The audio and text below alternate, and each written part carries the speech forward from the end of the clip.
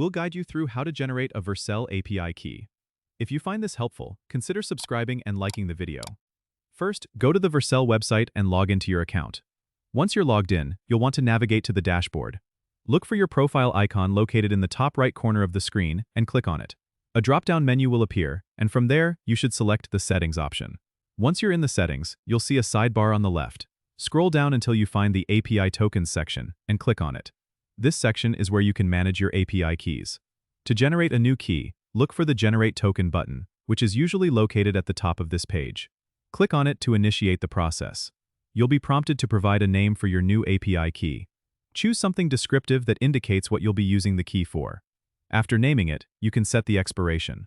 It's a good idea to set an expiration date unless you need the key indefinitely. Once you've filled in these details, click Generate to create your key. Vercel will display your new API key on the screen.